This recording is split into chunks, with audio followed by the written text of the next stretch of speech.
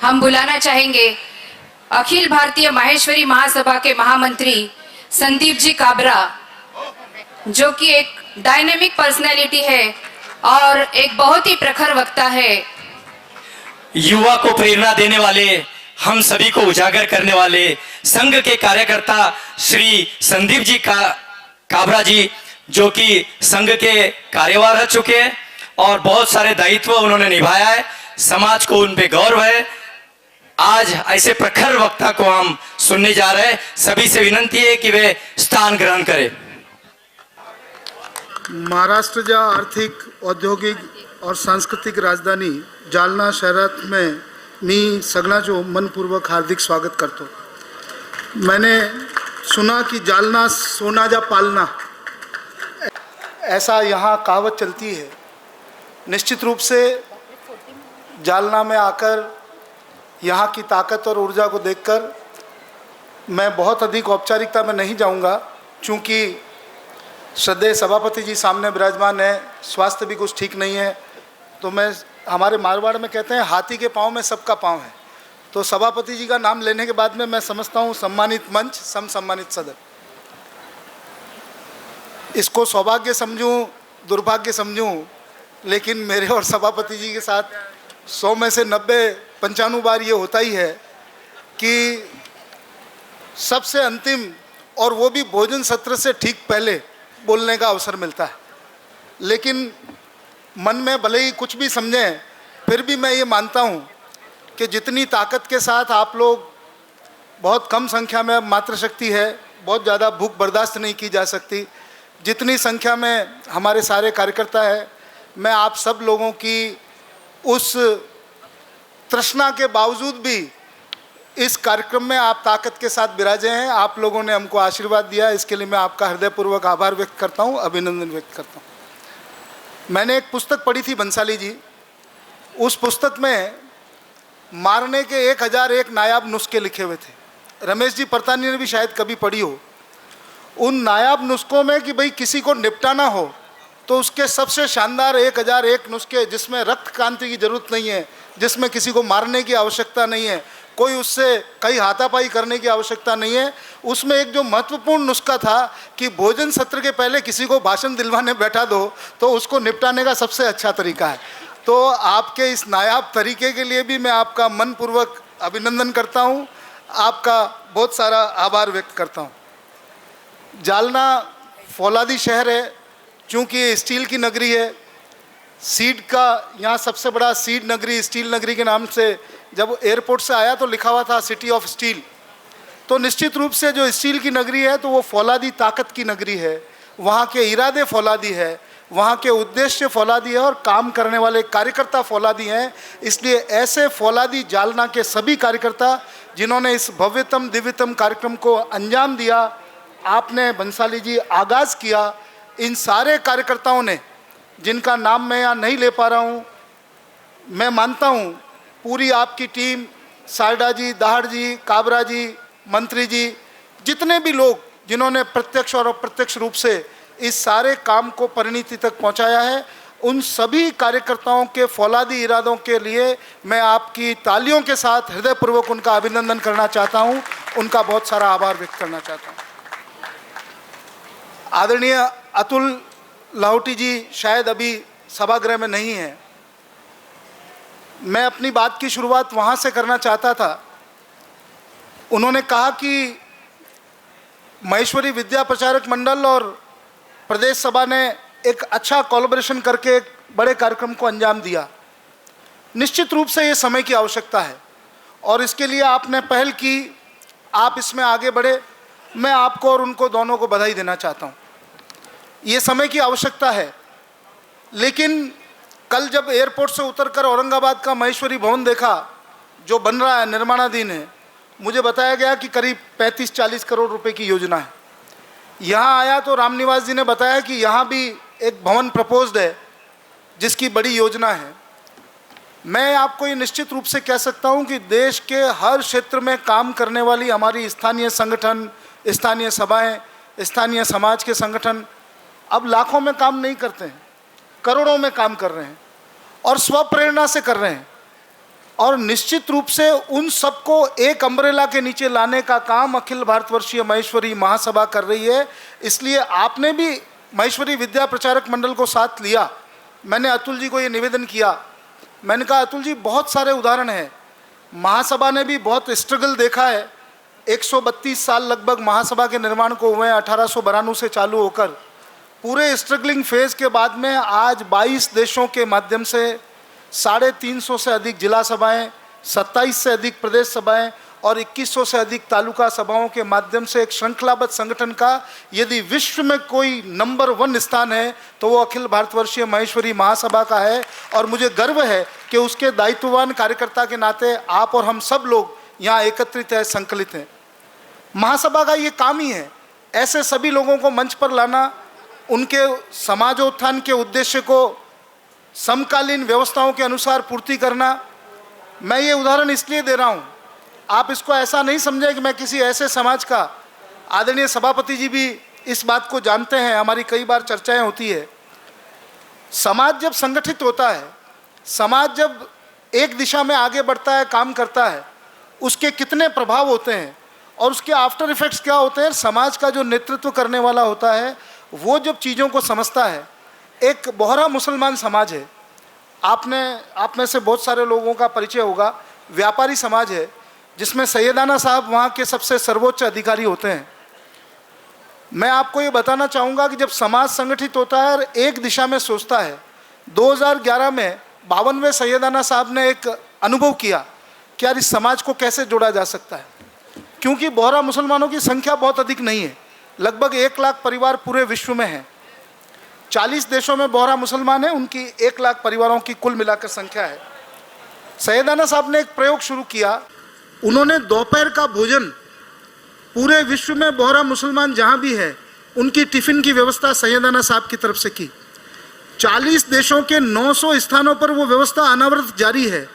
उसकी वजह से उनके समाज का जो सामीप्य, जो संगठन, जो बढ़ने का उपक्रम हुआ, और उसके पीछे उनकी सोच क्या थी कि दिन में महिलाएं जब खाना बनाती है तो वो घरेलू काम में ही अपने को उलझा कर रख देती है। और हम व्यापारी समाज हैं, बोहरा मुसलमान अपने आप को व्यापारी समाज मानता है, हमारी महिलाओं को समय मिलना चाहिए। इसलिए उन्होंने पूरा एक किचन चालू कर दिया जिससे पूरे समाज का सवेरे का खाना उस किचन से जाता है। और उनकी महिलाएं बिजनेस में इन्वॉल्व हो गई और उनके बिजनेस को मल्टीफोल्ड ग्रोथ मिला।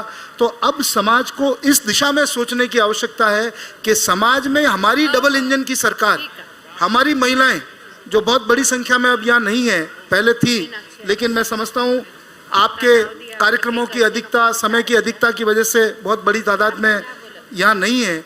उन सब लोगों को मिलकर इस ट्रेड फेयर एक्सपो की जो कल्पना हमने की, इस ट्रेड फेयर मैं बार बार सुन रहा था कि ये मिनी जोधपुर है या जोधपुर को हमने फॉलो करने की कोशिश की है। मैं तो जोधपुर से ही हूँ और मैं आपको ये निवेदन जरूर करूँगा बंसाली साहब, हम में से कितने कार्यकर्ता जोधपुर आए, कितने कार्यकर्ताओं ने जोधपुर का अनुभव लिया, आनंद लिया। लेकिन उस सारे अनुभव आनंद में जिस चीज को मैं मानता हूं हमने बहुत ताकत के साथ इस काम को किया, लेकिन जो कार्यकर्ता भी यहाँ विराजे हुए हैं उन कार्यकर्ताओं को भी मैं आह्वान करना चाहता हूं, जो आप नीति निर्धारक इस प्रदेश सभा के लोग विराजे हुए हैं उनको भी मैं निवेदन करना चाहता हूं। और महाराष्ट्र के सुदूर क्षेत्रों से मैंने परसों का सभापति जी का संबोधन यूट्यूब पर सुना था। यूट्यूब पर सभापति जी ने भी इस बात को उद्धृत किया था कि महाराष्ट्र प्रदेश में, क्योंकि यहाँ जब मराठवाड़ा में आते हैं और ये जब ढोल वोल नहीं बजते हैं तो लगता है कुछ मिसिंग है, कुछ लैकिंग है, क्योंकि जब तक नगाड़े वगाड़े नहीं बजे तब तक मराठवाड़ा में आने का कोई अर्थ नहीं होता। लेकिन मैं समझता हूँ ये कार्यक्रम, जिन कार्यक्रमों को हम करते हैं, भामाशाहों से सहयोग लेते हैं, कार्यकर्ताओं से सहयोग लेते हैं, उन कार्यकर्ताओं में एक हमारा विचार भी जाए कि हम किसी सम्मान के लिए, किसी सत्कार के लिए यहाँ काम नहीं कर रहे हैं, हम समाज के उत्थान के लिए काम करने के लिए संकल्पित है, हम समाज के निर्माण के लिए संकल्पित है, समाज को आगे बढ़ाने के लिए संकल्पित है। इन विषयों को भी कहीं न कहीं इनकॉर्पोरेट करने की आवश्यकता है। चूंकि हम कहते जरूर हैं कि मिनी जोधपुर है, मैं मिनी नहीं, मैं तो मानता हूँ महाराष्ट्र और जालना में आकर इतना भव्य दिव्य आयोजन मुझे बहुत अपील किया। मैंने अभी कुछ स्टॉल्स देखी और कुछ को और देखूंगा। जिस तरह के प्रोडक्ट, जिस तरह के इनोवेटिव आइडियाज़, जिस तरह की महिलाओं की स्टॉल्स निश्चित रूप से इंस्पायरिंग है। और मैंने आदरणीय सायडा जी को बोला, जिलाध्यक्ष जी को, इसका पूरा वीडियो बनाकर इसकी क्लिपिंग देश भर में हमको प्रसारित करनी चाहिए। लेकिन मैं ये बात आपको इसलिए कहना चाहता हूँ कि जोधपुर पूरे अधिवेशन में, जिसमें 45,000 लोगों से अधिक का टर्नआउट हुआ, 2.5 लाख लोगों से अधिक का भोजन हुआ, इतने सारे कार्यक्रम होने के बाद में किसी पुष्पहार के लिए 10 रुपए का खर्चा भी खाते में नहीं मंडा है। ये हमको बिल्कुल जानकारी में रखना चाहिए। और इस बात को हमको कहीं न कहीं, आखिर नीचे तक पर्कुलेशन कैसे होगा? नीचे तक पर्कुलेशन जहां से हम जो चीज सीख कर लाए, आपके यहाँ से मैंने सीखा कि आपने ये जो महिला शक्ति को, हमारी महिलाओं को जो स्टॉल्स दिए, जो छोटे छोटे प्रोडक्ट बना रही है, मैं लगभग 60 स्टॉल्स आपने उपलब्ध कराई है। मैं समझता हूँ ये आपका एक अद्वितीय प्रयास है, जिसके लिए मैं पूरे सदन की ओर से आपको बहुत बहुत अभिनंदन और साधुवाद व्यक्त करता हूँ। वास्तव में उन महिलाओं को, हमारी मातृशक्ति को मार्केटिंग की आवश्यकता है, हमारे काम को बड़ा प्लेटफॉर्म मिले, इसकी आवश्यकता है। 2 दिन में आपने डिफरेंट सेमिनार्स के माध्यम से, आदरणीय काकानी जी ने अभी जितनी सारी बात की, मैं बहुत अधिक बात इसलिए नहीं कहना चाहता क्योंकि समय कम है, हम सब लोगों को भी भोजन करना है, कार्यक्रम का समारोह भी करना है। मुझे ये बताया गया आपके द्वारा कि कुछ सामाजिक विषयों पर बात करनी है, कुछ महिला उत्थान के विषय में, महिलाओं को एम्पावरमेंट के विषय पे बात करनी है। जिस कार्यक्रम का संचालन बहन प्रेमलता जी और जयश्री बांगड़ कर रही हूँ, और संचालन इतना व्यवस्थित कर रही हूँ, वहाँ कोई महिला उत्थान की या वुमेन एम्पावरमेंट की बात करना मुझे बेमानी लगता है। मुझे लगता है यहाँ की महिलाओं से, मैंने अनुसुईया जी से मिला, अनीता जी मालू हमारे जोधपुर अधिवेशन में संचालक के नाते आई लातूर की, महाराष्ट्र में महिलाएं, और जब इन 60 स्टॉल्स को देखने के बाद में मेरे मन से वो तो विषय ही उतर गया कि यहाँ वुमेन एम्पावरमेंट की कई आवश्यकता है। और जब आपने अपने बात की शुरुआत की प्रदेश अध्यक्ष जी, तो आपने मुझे कहा कि संदीप जी, आपके भाभी जी इस पंडाल में बैठे हैं, तो मैं समझ पा रहा हूँ कि यहाँ वुमेन्स का जितना प्रभाव है, नहीं तो आप उस बात को पहले एंड्रोस नहीं करते कि आपने उनके उपस्थिति को पहले दर्ज किया और उसके बाद में बात की। इसलिए मैं नहीं समझता महाराष्ट्र में वुमेन एम्पावरमेंट की कहीं कोई बात है। लेकिन फिर भी हमारी कुछ सामाजिक समस्याएं हैं जिनके ऊपर हमको चिंतन मंथन करना है। हम जो समाज के कार्यकर्ता दूर दूर से, छोटे गांव से आते हैं, हमको अब इस चीज़ को समझना चाहिए कि जिस तरह के प्लेटफॉर्म समाज उपलब्ध करा रहा है, निश्चित रूप से ये समय की आवश्यकता है। इस तरह के कार्यक्रमों की अधिकता की आवश्यकता है, इस तरह के कार्यक्रमों की व्यापक प्रचार प्रसार की आवश्यकता है। और जब सत्यनारायण जी और श्री किशन जी, हम सब लोग बॉम्बे में मिले थे, तो मैंने इनको एक निवेदन किया था कि इस कार्यक्रम को ओपन फॉर ऑल कीजिए, और इन्होंने उस चीज़ को स्वीकार किया। और शायद इसीलिए सामाजिक लोग जितनी संख्या में है, उससे 10 गुना संख्या में स्थानीय विजिटर्स यहाँ है। और मैं समझता हूँ लाखों की संख्या में विजिटर्स ने हमारे स्टॉल को विजिट किया है, और स्टॉल धारकों के चेहरे ये बता रहे हैं कि उनके यहाँ फुटफॉल अच्छा है, इंक्वायरीज अच्छी है। तो कल उनके व्यापार में वो सारी चीज़ें मेटलिस्टिक भी होगी। तो इसलिए आपके इस प्रयोजन को, इसका एक, हार्दिक जी यहाँ बैठे, हार्दिक जी आपको ये बात इसलिए कह रहा हूँ, आप युवा संगठन के बड़े नेता हैं, युवा संगठन के कार्यक्रमों में भी जाते हैं। मैंने अभी सायडा जी को पूछा, मैंने कहा इस कार्यक्रम का लगभग खर्चा कितना होगा? सभापति जी, अगर आप मेरी बात को सुन रहे हैं, मैं बहुत, मुझे खुशी हुई कि इन्होंने मुझे कहा भाई साहब 1.25 करोड़ रुपए का खर्चा होना चाहिए। मैंने कहा 1.25 करोड़ रुपए के खर्चे में इतना बड़ा भव्यतम दिव्यतम आपने कार्यक्रम किया है। तो उन्होंने मुझे हेडवाइज, मेरी आदत है कहीं जाता हूँ तो वहाँ का सारी चीज़ों को जरूर अपन चेक करते हैं। मैंने कहा कितने लोगों का भोजन हुआ, कितने स्टॉल्स है, कितने डोम लगे हैं। तो हार्दिक जी, हम 1.25 करोड़ रुपए लगाकर जिस तरह के कार्यक्रम युवाओं के माध्यम से कर रहे हैं, मैं समझता हूँ उनसे 1 लाख गुना ज़्यादा आवश्यकता इस तरह के कार्यक्रमों को करने की है। बजाय किसी सांस्कृतिक, साहित्यिक, खेल कूद के उत्सव करने की बजाय व्यापारिक अपॉर्चुनिटी के ये कार्यक्रमों को हम बेंचमार्क बनाएं। और अगली बार मैं कल्पना करता हूँ महाराष्ट्र में सारे युवा, भाई मंत्री जी जो औरंगाबाद से हैं, भाई काबरा जी जो युवा संगठन के यहाँ कार्यकर्ता हैं और बड़ी ताकत से इस काम को कर रहे हैं, हार्दिक जी यहाँ बैठे हैं, बाकी भी टीम को मैंने देखा युवाओं ने पूरी ताकत लगाई है। अगली बार जब ये कार्यक्रम हो, जैसे पिछली बार आपने शायद औरंगाबाद में एक्सपो युवा संगठन ने किया था, इस बार इससे भी कुछ बड़े स्तर पर और जिसमें बंसाली जी मेरा ऐसा निवेदन है, अब इसको महाराष्ट्र प्रदेश तक सीमित नहीं रखते हुए हम इसको थोड़ा सा व्यापकता में काम करें। कम से कम जो अखंड महाराष्ट्र है, जिसको हमने अपने सामाजिक परिवेश से हमने विदर्भ को अलग कर दिया, मुंबई को अलग कर दिया, महाराष्ट्र को अलग कर दिया, यदि इन तीनों प्रदेशों को भी हम मिला लें तो लगभग 40,000 की जनसंख्या, 45,000 की, इन तीनों की आप 50,000 की जनसंख्या रहती है। तो मैं समझता हूँ राजस्थान के बाद में यदि कोई एक प्रांत 52-54,000 राजस्थान की जनसंख्या, अखंड राजस्थान की, और करीब करीब 50,000 महाराष्ट्र की जनसंख्या है, तो लगभग पूरे महेश्वरी समाज के 65% जनसंख्या को ये दो प्रदेश ही कैटर करते हैं। क्योंकि लाख की अगर 1,70,000 की कुल जनसंख्या है तो आप मानकर चलिए कि हम 60% से ऊपर जनसंख्या को दो प्रदेश ये करते हैं। तो आपको इसका दायरा कुछ बढ़ाना चाहिए, वहाँ से लोग आए, वहाँ के प्रदेशों की टीम आए, B2B और B2C के लिए हम काम करें कि बायर सेलर मीट हो, बायर सेलर और कंज्यूमर की B2C मतलब सीधा कस्टमर से भी उसकी काम हो। इन सारी चीज़ों के लिए अलग अलग टाइम स्लॉट्स हमको तय करने चाहिए कि B2B मीट के लिए ये है, B2C मीटिंग के लिए ये है, और इस तरह का हमारा टाइमिंग है। और उसमें अलग अलग प्रदेश से हम डेलीगेशंस बुलाएं जिनको बिजनेस में इंटरेस्ट हो, जिनको अपॉर्चुनिटीज़ में इंटरेस्ट हो। जैसे अभी आदरणीय काकानी जी बता रहे थे महाराष्ट्र गवर्नमेंट की पॉलिसी कि भाई इस पॉलिसी में सोलर पर इस तरह का हमारा काम है, या हम इंडस्ट्रियल लैंड के लिए इस तरह का काम करते हैं। माफ़ करिएगा, मैं एक भाषण परसों सुन रहा था अपने इसी कार्यक्रम का, सभापति जी के बाद का या सभापति जी के पहले का, जिसमें किसी वक्ता ने कहा कि यहाँ 40% या 35% वेयर हाउसिंग पर सब्सिडी है, इसलिए हमको वेयर हाउसिंग लगाना चाहिए। निश्चित रूप से सब्सिडी एक सपोर्टिव सिस्टम है। मैं इस बात को तीनों चीज़ों से जोड़कर करना चाहता हूँ क्योंकि समय की कमी है। चाहे हमारा परिवार हो, चाहे हमारा व्यापार हो, चाहे हमारा व्यवहार हो, सब्सिडी के लालच में किसी व्यापार को किया नहीं जा सकता, अच्छे पैसे वाले के लालच में किसी संबंध को नहीं किया जा सकता, और बहुत पैसे वाले से किसी व्यवहार को नहीं बनाया जा सकता।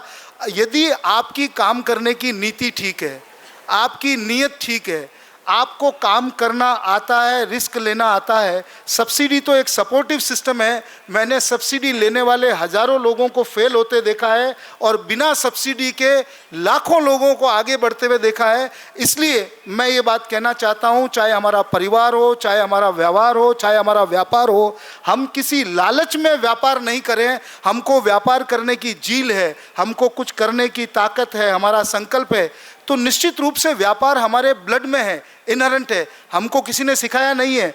महेश्वरी समाज के लिए सब लोग ये कहते हैं कि महेश्वरी समाज का बच्चा पैदा होते ही 5वीं पास होता है, और निश्चित रूप से हमारा बच्चा होता है।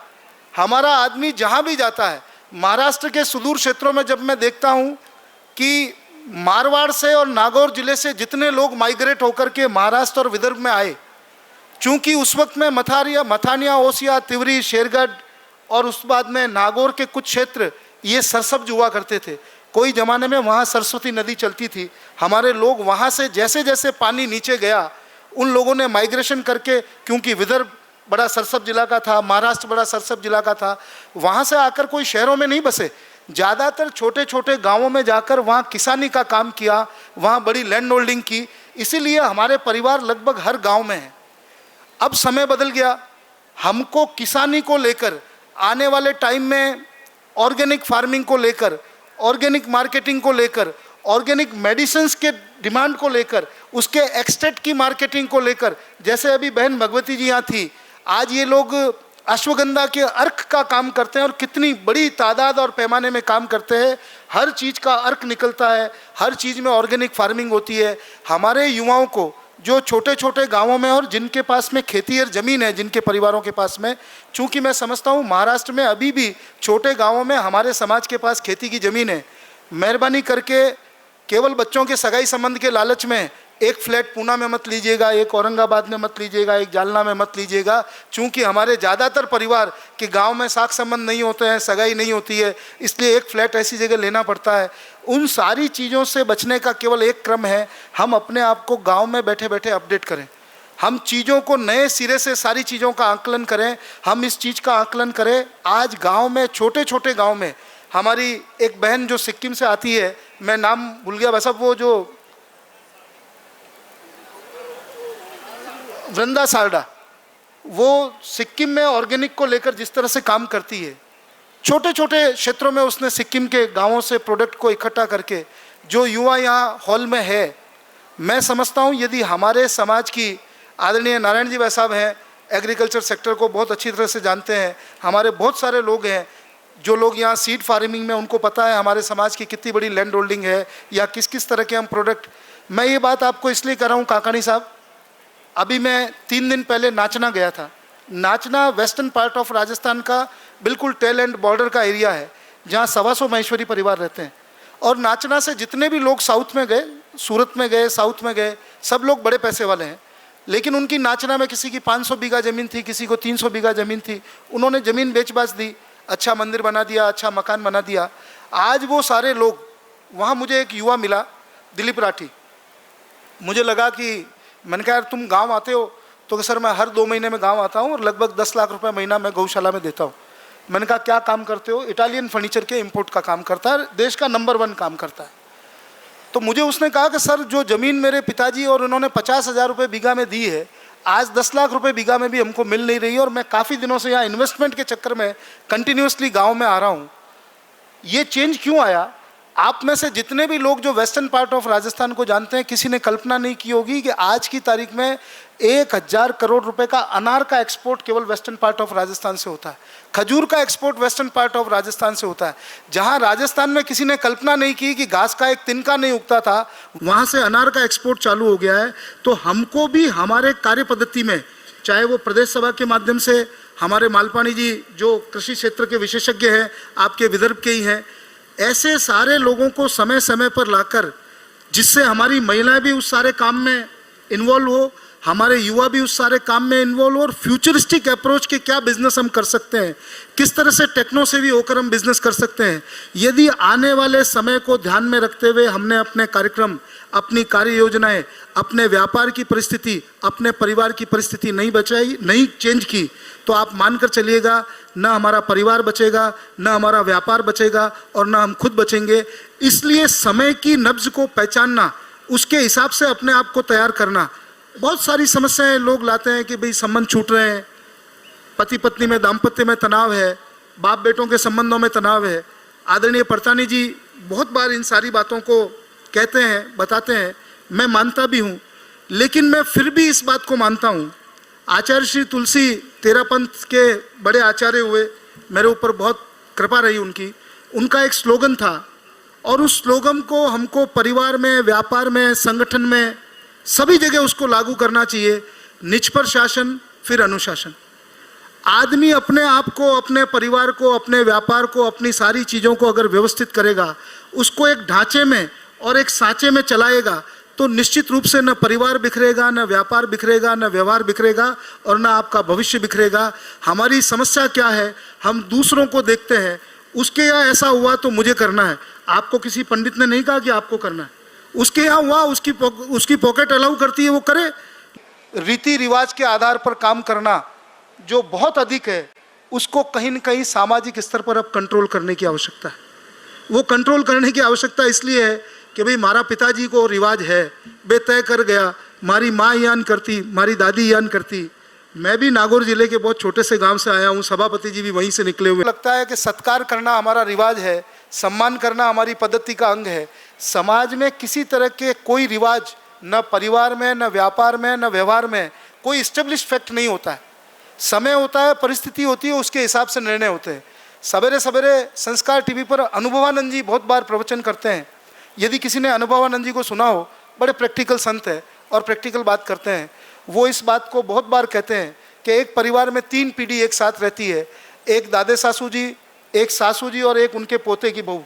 3 पीढ़ी एक साथ उस परिवार में रहती है और श्राद्ध पक्ष आता है तो दादे सासू जी अपने बेटे की बहू को ऑर्डर देती है कि बिंदनी आज श्राद्ध है, तुम्हारे दादाजी का श्राद्ध है, तो तुम खीर चढ़ाओ, मैं ब्राह्मण को न्योता देकर आती हूँ।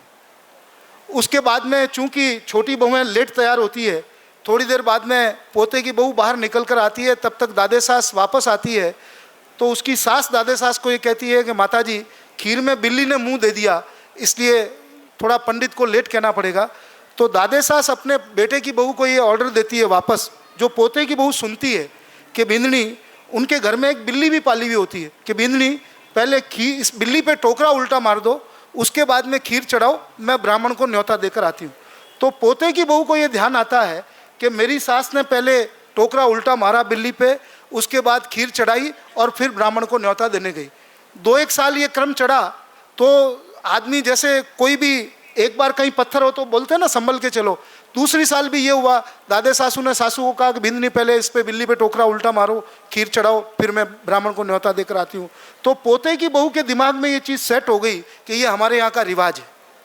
2-3 साल बाद में सासू जी दादे सास देवलोक हो गई। सासू ने अपने बेटे की बहू को ये कहा कि बेटा आज श्राद्ध है, तुम बिल्ली पे टोकरा उल्टा मारो, और वो जो भी क्रम था उसको पूरा किया। 3-4 साल बाद में वो सास भी देवलोक हो गई, पीछे 2 ही लोग बचे, पोते और पोते की बहू। जब पोता इनोसेंट कोई हमारे जैसा युवा था, उसने पूछा कि भगवान अब न तो दादी जी है न माता जी है, श्राद्ध पक्ष आ गया है, मेरे दादाजी का श्राद्ध है, तुमको कुछ हमारे घर के रीति रिवाज पता है कि नहीं है? तो उसने कहा अब अपने यहाँ तो श्राद्ध हो नहीं सकता। तो कहा क्यों? तो कि वो बिल्ली भी तो मर गई ना। तो कि बिल्ली मर गई उससे क्या मतलब है? तो कि अपने यहाँ तो श्राद्ध जब ही होगा जब बिल्ली आएगी, और बिल्ली आएगी तो हम उस पर टोकरा उल्टा लगाएंगे, टोकरा उल्टा लगाएंगे, फिर खीर चढ़ाएंगे, फिर ब्राह्मण को बुलाने जाएंगे। तो रिवाज कैसे बनते हैं और उन रिवाजों को युगानुकूल परिवर्तन कैसे करना है, ये हमारे समाजों ने यदि व्यापार में, परिवार में, व्यवहार में युगानुकूल परिवर्तन नहीं किया तो समाज को आगे बढ़ने से कहीं न कहीं उसमें ब्रेक लगेगा। और यदि समाज ने समय की आहट को पहचाना, समय की आहट को समझा, युवाओं की सोच को समझा, नवागंतुक बहू के व्यवहार को समझा, ग्राहक के व्यवहार को समझा, तो हम व्यापार में, परिवार में, व्यवहार में कहीं भी पीछे नहीं बढ़ेंगे। और मैं समझता हूँ महाराष्ट्र प्रदेश सभा देश की सबसे बड़ी प्रदेश सभा है, और इस प्रदेश सभा से हमारी जो अपेक्षा है उस अपेक्षा के अनुरूप आपने काम किया है। आगे भी आप में से कोई भी कार्यकर्ता दायित्व पर आए, हमारी सभी के साथ शुभकामना, शुभ इच्छा है। लेकिन मैं एक बात पुनः रेखांकित करते हुए अपनी बात को समाप्त करूँगा। हम किसी भी कार्यक्रम को करें, किसी भी काम को करें, जिला में करें, तहसील में करें, तालुका में करें, प्रदेश में करें, महासभा में करें, किसी ग्रुप को ऊंचा बढ़ाने के लिए, किसी को नीचा करने के लिए ये काम हमारे सामाजिक संगठनों के माध्यम से नहीं होकर हम सब लोगों को एक मत होकर, एक राय से, एक सूत्र में काम करना है कि इस समाज के संगठन को घर घर तक पहुंचाना है। महेश्वरी परिवार के, अंत्योदय परिवार का अपलिफ्टमेंट करना, जो महासभा का और सभापति जी का सपना है कि हर परिवार के पास अपनी छत हो, हर परिवार के पास दैनंदिन दिनचर्या की उसकी सारी स्थिति हो। सामाजिक कार्यकर्ता का अर्थ क्या है? हम समाज के ब्रांड एम्बेसडर हैं, हम समाज की योजनाओं को जगह जगह ले जाने वाले हैं। आज जितने लोगों ने यहाँ स्टॉल लगाई है, हमारा कोई ई प्लेटफॉर्म नहीं है। हम सब लोग जो यहाँ आए हैं उनको लगता है कि हम सब उनके ब्रांड एम्बेसडर हैं। कहीं जाके बताएंगे कि मुंद्रा जी का एसी अच्छा है, ये काबरा जी का कंसंट्रेटर अच्छा है, इनकी चिकली अच्छी है, इनका पापड़ भुजिया अच्छा है। तो हम ही इनके ब्रांड एम्बेसडर बने, हम ही इनके बायर बने, हम ही इनके लिए मार्केट प्रोवाइडर बने, हम ही इनके लिए सीड कैपिटल प्रोवाइड करने वाले लोग बने, और इनके हमारे समाज के स्वाभिमान के लिए, स्वरोजगार के लिए हम सब लोग मिलकर एक सूत्र में, एक ध्येय में काम करें। इन्हीं शुभकामना, सदिच्छा के साथ में आपको पुनश्च सफल आयोजन के लिए बहुत सारी बधाई, शुभकामना। जय